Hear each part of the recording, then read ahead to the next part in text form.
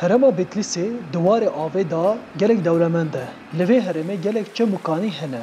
Ev jî ji bona karê hilbirîna masiyên dexsor ku li Tirkiye wek alabalık tê zanîn derfetên baş peyda dike. Loma li vê herêmê karê hilbirîna masiyên jî pêş ve çoye û ev ji bona aboriya rûnişwana bûye derfetek baş.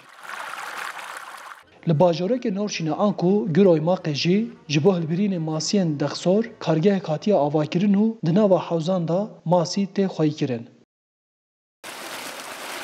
Kargeh taxa şen evlera li ser çemê Kaniyê Şîrê di sala 2001 da hatiye sazkirin û di 11 hewzan da hilbirîna masiya tê kirin. Xwediyê kargehê Fuad Sezgîn ku dibêje kargeha wan havînê û zivistanê vekiriye û ew ji her derê Tirkiye ra masiya difiroşin.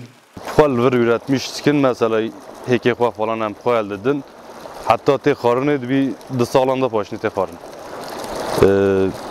Perakende satışê me hene toplî olarak satış didin Tirkiye her tarafî wî ra. Ev kargeh di dema havînê da jî rastî alaqeyekê baş tê û rûnişvan ji bo seyranê têne vê derê.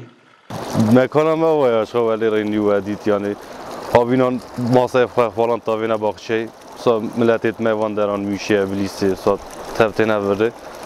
Ji ber ku ava herêmê gelek paqij e, tahma masiyên vê derê jî xweşiktir e. Ana göre masiyê din evî hestiyet wî mesela daha rahat dijê tê derxistin daha aktivî. Mesela tam olarak dîsa farkê wî heye akî wî heye. Ji bo patinî mesela millet daha tercih dike hestî wî daha tê derxistin.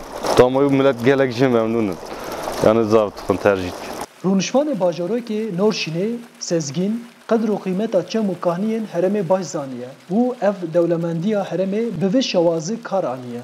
Ew armanc dike ku kargeha xwe pêşvetir bibe. Arif Aslan, Dengê Amerîka, Norşîn Bitlis.